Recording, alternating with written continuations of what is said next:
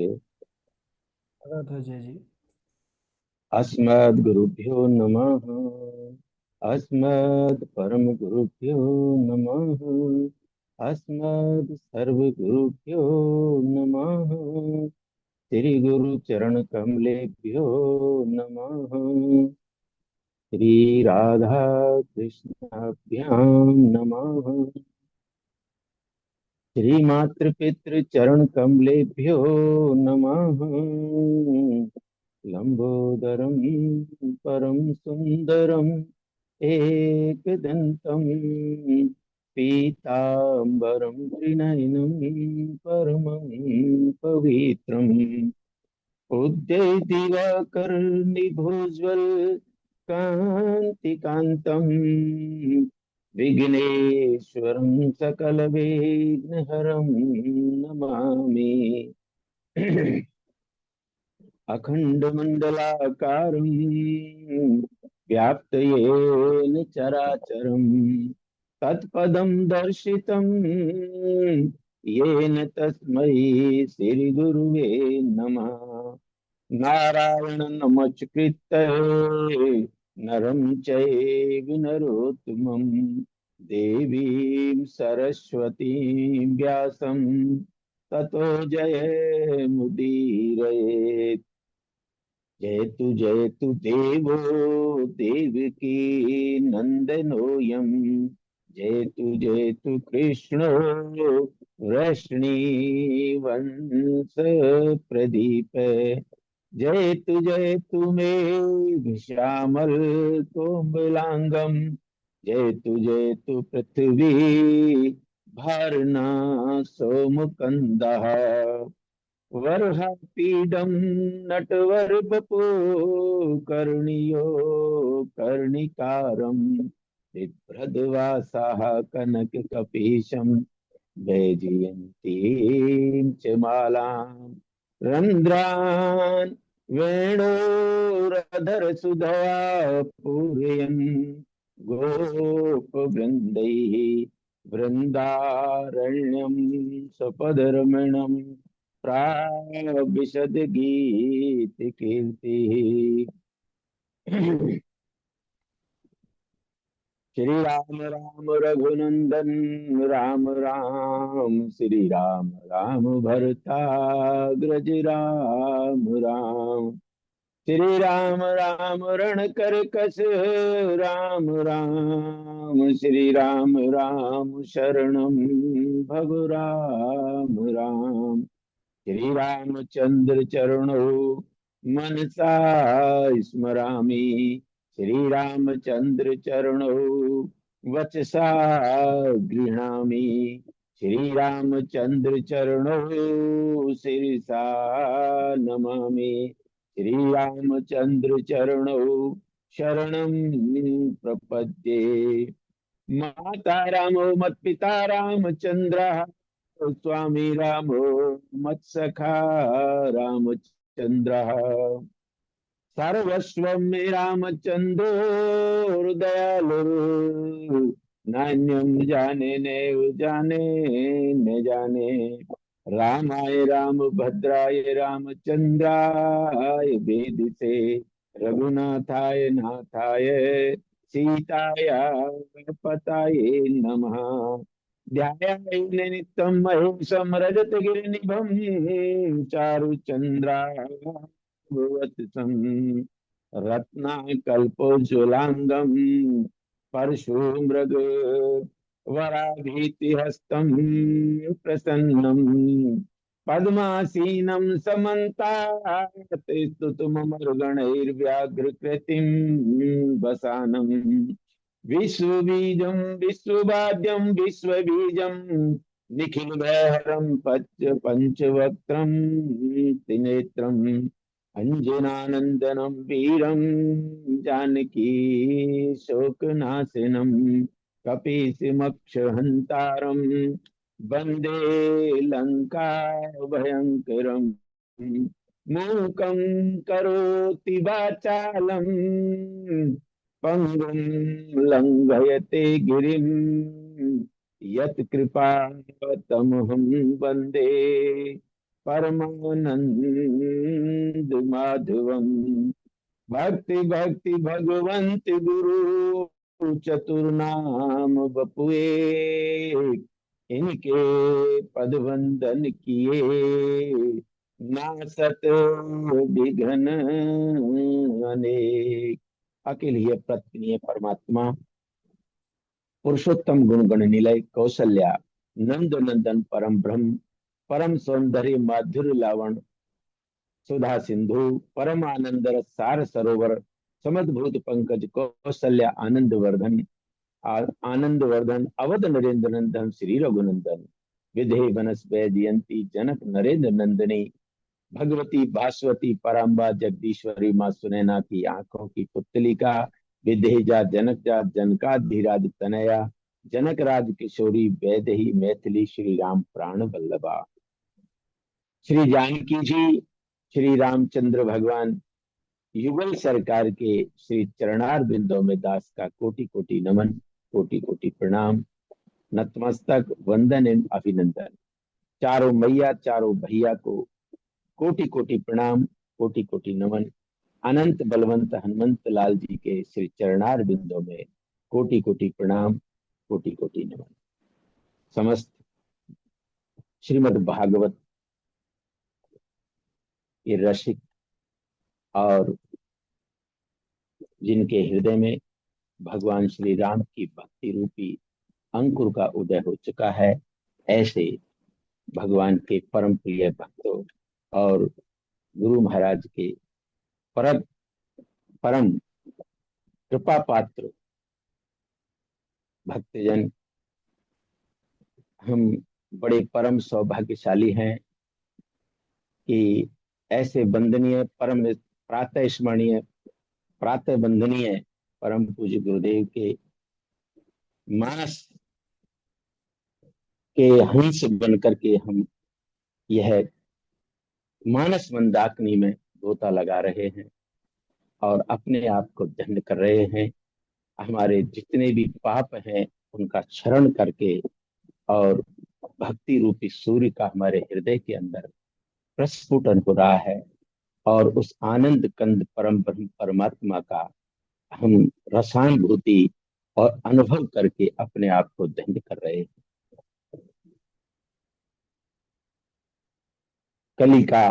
कली पावना अवतार गोस्वामी तुलसीदास जी महाराज की जय।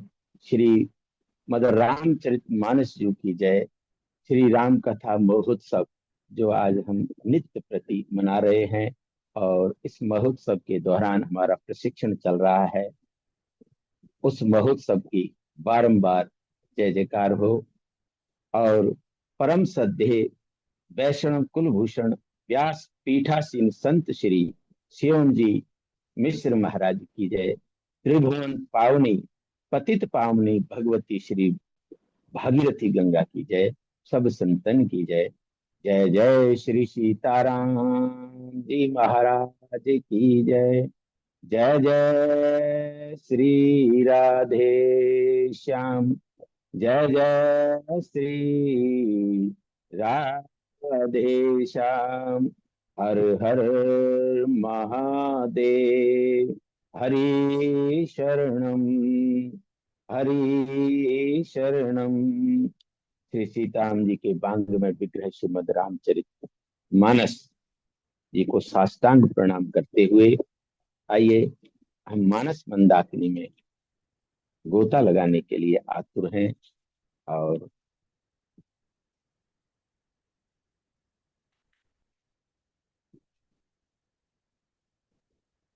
सज्जनों,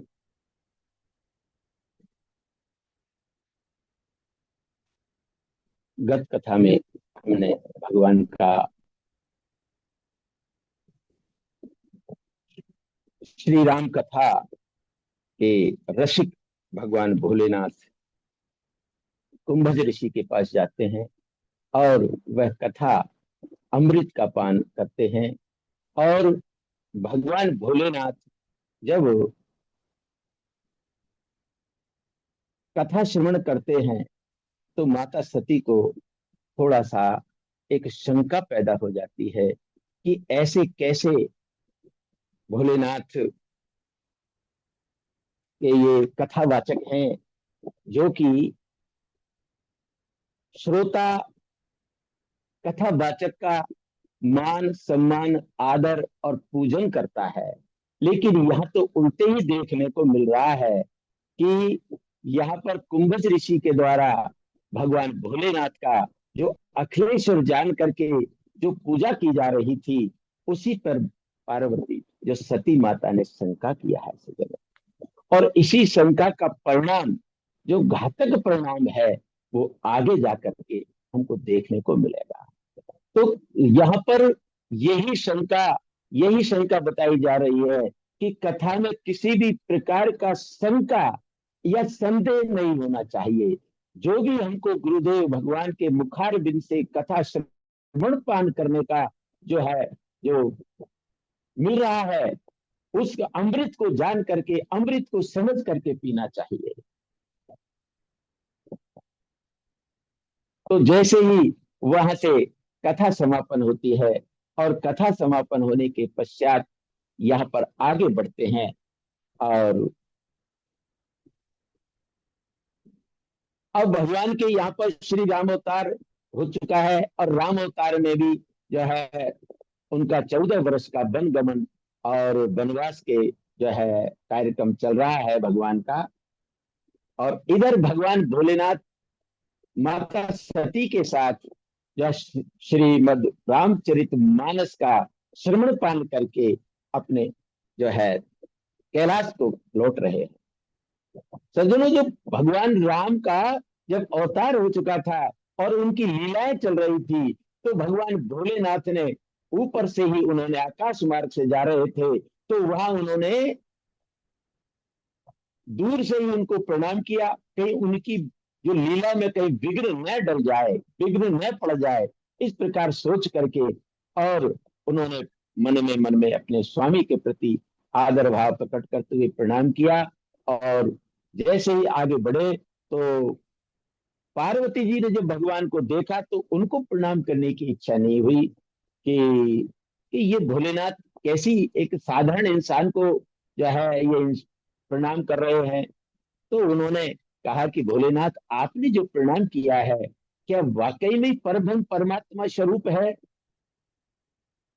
भोलेनाथ ने कहा, हाँ देवी, ये मेरे स्वामी परम ब्रह्म परमात्मा ही है, और श्री राम है जो मानव जो है अवतार में आप पृथ्वी पर आए हैं।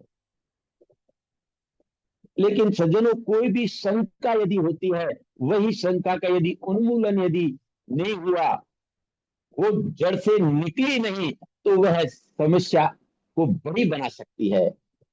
इसलिए उनके मन के अंदर एक अंकुर फूट गया, संदेह का अंकुर, और वह संत भोलेनाथ से कहने लगी कि हे प्रभु, यदि आपकी आज्ञा हो तो मैं भी कुछ परीक्षा ले लूं।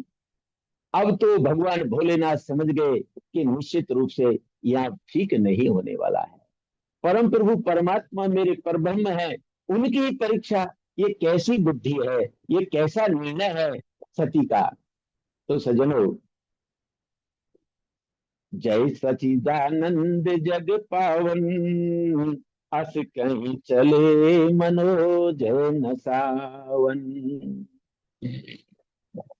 जब सचिदानंद घन परमात्मा को जब देखा, और उनके पास वहां पर पहुंची, आगे जा करके, और मां सीता का रूप धारण करके, और सज्जनों आगे आगे चलने लगी।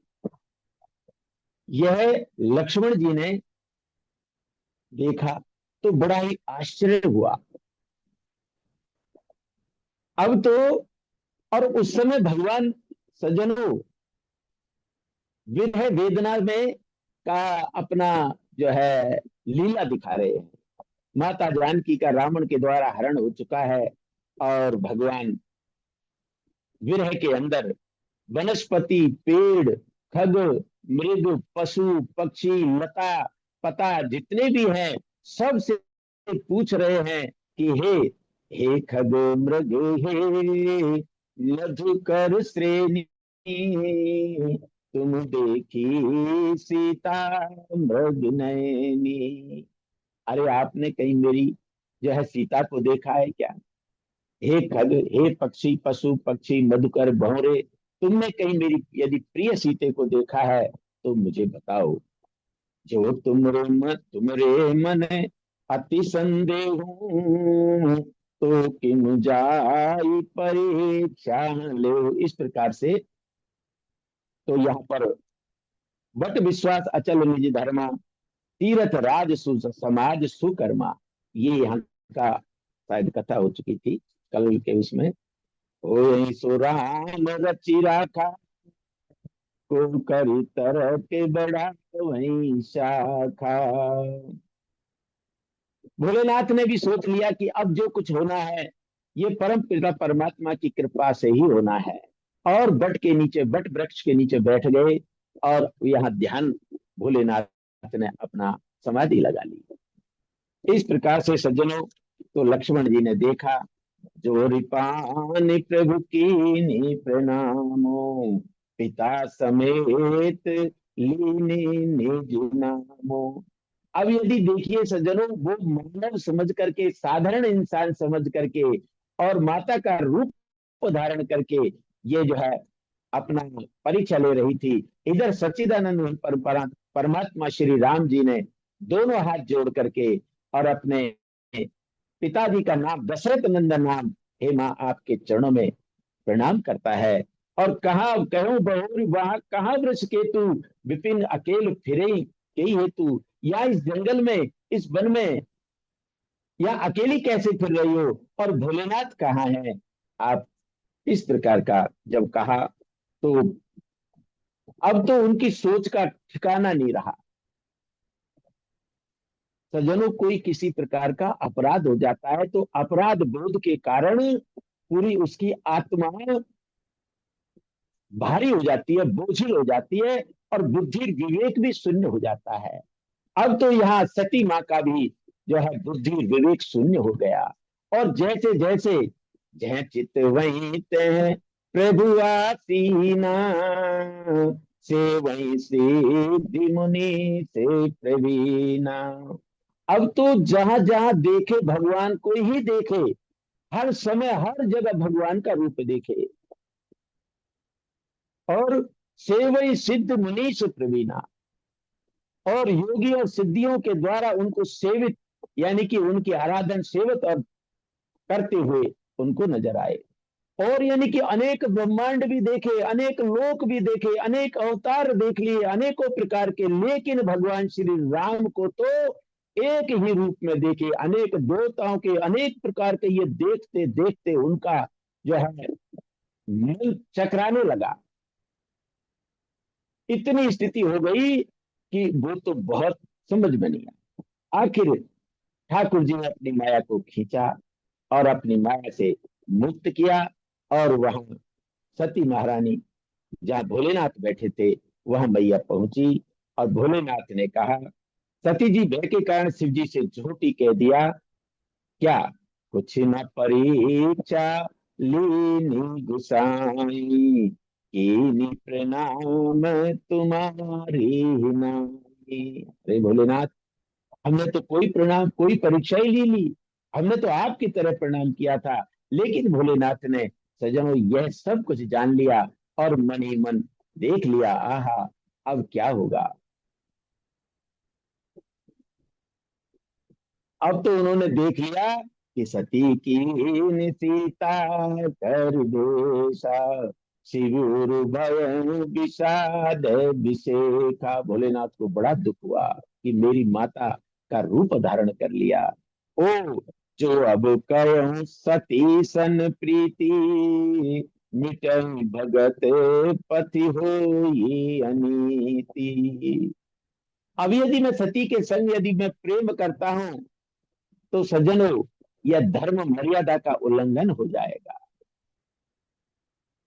तो इस प्रकार से यही तन सतई भेंट मोहि नाही, शिव संकल्प कीने मन माही।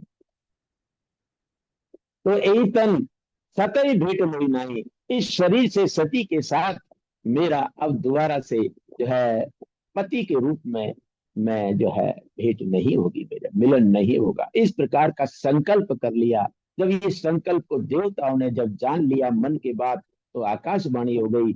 आकाशवाणी को जब सुना तो समस्त देवता भी जो प्रसन्न होकर कहने लगे कि आप ही भोलेनाथ हैं जो ऐसी प्रतिज्ञा कर सकते हैं। बाकी और त्रिलोकी में ऐसी कोई जो है साधना और संकल्प और भक्ति और ठाकुर जी से प्रेम करने वाला कोई नहीं है। अब ये जब आकाशवाणी देवताओं की सुनी सती महारानी, सती मैया ने, तो वह समझ गए कोई न कोई बात तो है कि यह कौन सी प्रतिज्ञा की है। लेकिन भोलेनाथ भी उनका दिल नहीं दुखाना चाहते हैं। एक तरफ नीति और मर्यादा है, और एक तरफ सती माता का, भोलेनाथ का प्रेम है। लेकिन उनका कभी दिल दुखाया नहीं, और ना ही वो दुखाना चाहते थे। लेकिन बहुत सी कथा कहते कहते आखिर कैलाश पर्वत पर पहुंच ही गए। सती ससोच जान व्रत केती, कहीं कथा सुंदर सुख हेतु। वर्णत पंथ विविध इतिहासा, विश्वनाथ पहुंचे कैलासा। अनेक प्रकार के इतिहास और कथा कहते हुए उनका मन जो है लग जाए, और कहीं आत्मा के अंदर भोलेनाथ दोनों ही बातें रख रहे हैं। एक तरफ मर्यादा को भी रखना चाहते हैं, और दूसरी तरफ माँ सती का जो दुख हुआ था, पीड़ा हुई थी, तो उसको भी जान गए कि सती के हृदय में पीड़ा बहुत है, तो उसको मन बहला रहे हैं इस प्रकार से। को नहीं को असम जन्मा जग माही, प्रभुता पाई जाए मद नाही। तो इस प्रकार से जब कहीं किसी को प्रभुता जब मिल जाती है सज्जनों, तो मदा जाता है, वो अहंकार आ जाता है, अनेक प्रकार का जो है कुविचार उसके अंदर आ जाते हैं। ऐसे ही जो उसके पिता दक्ष ने भी उसी समय उनके मद के अंदर आ गए, क्योंकि दक्ष प्रजापतियों का वह उसको अध्यक्ष बना दिया। तो भोलेनाथ का जब वो अपराध किया था, और सती से आकर के उन्होंने कुछ भी नहीं कहा, तो वह प्रसंग अपने मन में ही दबा के रखा। और जब यज्ञ का आयोजन किया जा रहा था, तब सती माँ ने जब देखा कि कैलाश पर्वत के ऊपर से देवांगनाएं जा रही हैं, तो उस समय उन्होंने जो है भोलेनाथ से कहा, हे भोलेनाथ, देखिए ये सभी देवांगनाएं और मंगल गीत गाती हुई जो है मेरे पिताजी के, आपके ससुर के यहाँ जा रही है। उन्होंने अपना पिता नहीं कहा, ससुर, आपके ससुर के लिए जा रही हैं, इस आपके ससुर के यहाँ जा रही हैं। तो यह कहना भी एक इस प्रकार का है कि आपके भी संबंधी है वो। तो इस प्रकार से जब उन्होंने कहा कि देखो देवी, बात ऐसी है, भोलेनाथ ने समझाया कि जहां कोई बैर भाव हो और किसी प्रकार का वहां पर सम्मान न हो, तो वहां पर नहीं जाना चाहिए। तो उन्होंने कहा भोलेनाथ कि अपने गुरु के यहाँ, पिता के यहाँ और भगवान के जो दरबार में, और तो यहाँ बिना बुलाए भी चले जाए तो कोई दोष नहीं है। तो इस प्रकार के जब कहा, तो भोलेनाथ ने सोच लिया कि अब बात संभलने में नहीं आने वाली है। अब जैसे भोलेनाथ के अंदर जाए, तो वह जो है ये भाव पैदा हो जाए कि मुझे नहीं जाना चाहिए, और जैसे देहरी के बाहर आए तो ये भाव पैदा हो जाए मुझे पिताजी के यहाँ चलना चाहिए। आखिर उन्होंने यह निर्णय कर लिया कि मुझे पिताजी के यज्ञ में जाना है। तो जैसे ही वहां जब सोच ही लिया और जाने की तैयारी हो गई, तो भोलेनाथ ने भी अपने गणों से कहा, जाओ तुम जो है सती के साथ में जाओ, और उनका सामान भी साथ में ले जाओ। और जैसे उनको वहां पहुंचे, और समस्त गणों को वह बाहर खड़े कर दिए, और माता सती अंदर प्रवेश किए हैं। तो अंदर जैसे ही प्रवेश किए, तो वहां सज्जनों सारी जितनी भी उनकी जो बहन थी, दक्ष के 27 कन्याएं थी, तो 27 कन्याओं में से श्रीमद् भागवत में आया है कि शायद 13 तो धर्म को गई थी, और 60 कन्याएं थी, सॉरी सॉरी 60 कन्याएं थी, तो 13 इसको धर्म को, 27 कन्या जो है चंद्रमा को, और दो दो कन्या अंगिरा, और ऐसे उनको ऋषियों को ब्याई, और एक जो सबसे छोटी कन्या है ये सती, जो भगवान भोलेनाथ को ब्याई। इस प्रकार का यह वृतांत है। और जब वहां देखा सती माता ने, तो जो बहनें थी वो सब व्यंगात्मक हंसी हंसते हुए उनको क्या है, जो मजाक और उड़ाया, हंस रही थी कि देखो बिना बुलाए यहाँ आई है, और इनको किसी ने बुलाया नहीं, तो भी किसी प्रकार की, लेकिन उनकी तरफ ध्यान नहीं दिया। सिर्फ एक माता ने ही उन्हें सकुशल क्षेम पूछा और आकर के मिली। सादर भलई मिली एक माता, भगनी मिली बहुत मुस्काता, दक्ष ने कुछ पूछी कुशलाता, सतई बिलोक जरे सब गाता। तो इस प्रकार से दक्ष ने किसी प्रकार से अपनी पुत्री का हाल समाचार नहीं पूछा, और बल्कि देखते ही वो क्रोध से कारण अपने शरीर को यह कंपायमान हो गया। तो इस प्रकार जब यहाँ पर जब देखा, तो माँ सती को भी बड़ा क्रोध हो गया। माँ सती का क्रोध को जो है जब देखा, तो अपने वहां के जो सेवक थे, सेवकों से कहा कि मुझे यज्ञशाला में ले चलिए, चलिए यज्ञशाला दिखाइए मुझे। तो यज्ञशाला में जब सती माँ पहुंची, तो वहां पर पूछा कि भोलेनाथ का स्थान कहाँ है। तब उन्होंने कहा कि माते, यहाँ पर भोलेनाथ का जानबूझ करके आपके पिताजी के द्वारा स्थान नहीं दिया गया है। जब इस प्रकार से जब उनने उनका अपमान समझा सज्जनों, तो उनका क्रोध भी समाप्त हो गया, और दक्ष से कहने लगा, हे पिताजी, आपके द्वारा ये शरीर दिया हुआ है, और कभी भी भूल से भोलेनाथ ने यदि ये दक्ष नंदिनी कह करके पुकार लिया, तो मेरा तो कहीं ठिकाना ही नहीं रहेगा। इसलिए आपके इस दिए हुए शरीर को ही मैं इस यज्ञ आहुत करके, यज्ञ में आहुति दे करके मैं अपने आप को नष्ट कर लूंगी।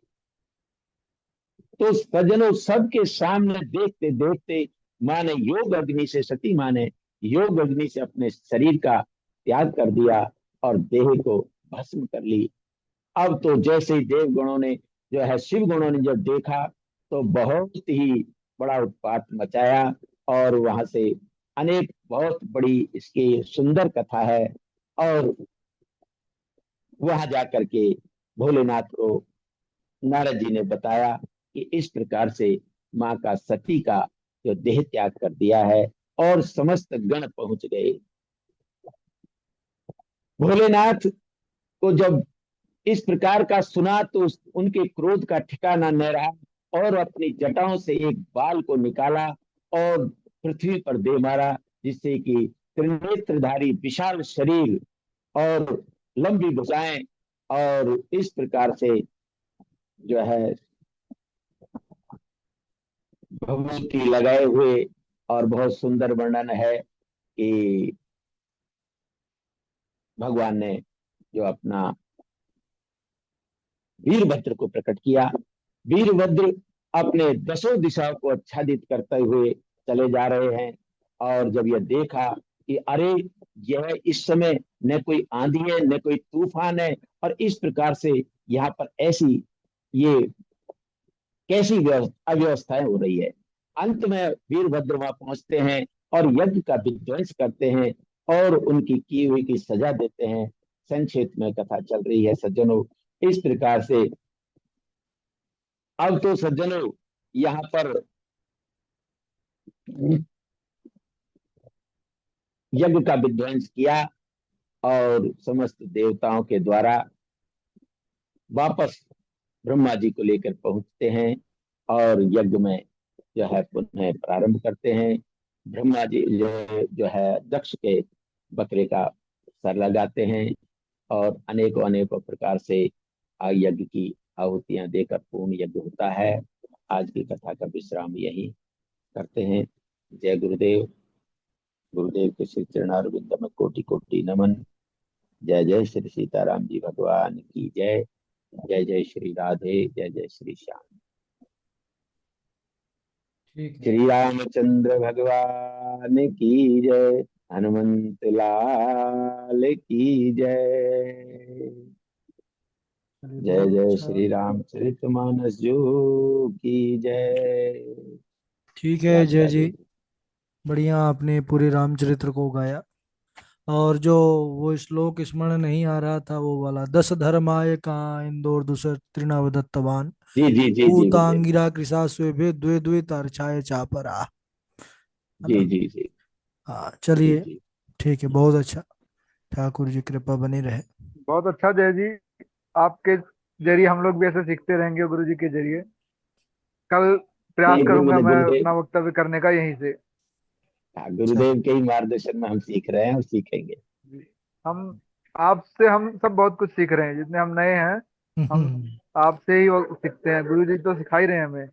पर आप सबका ऐसे साथ मिलता रहा वक्तव्य का, तो थोड़ा और कुछ नया सीखने को मिलेगा। जी जी जी। बाकी गुरु जी का तो सदैव आशीर्वाद है। हाँ, आपका ही आशीर्वाद चाहिए, गुरुदेव का ही आशीर्वाद हम सब पर बना रहे। हम तो यही प्रार्थना करते हैं, बिना गुरुदेव हम पर गुरुदेव सदा। के आशीर्वाद के तो हम इस क्लास से जुड़े ही नहीं है। हाँ। उनके आशीर्वाद है तभी हम जुड़े हैं। चलिए सत्य बात बहुत है। अच्छा।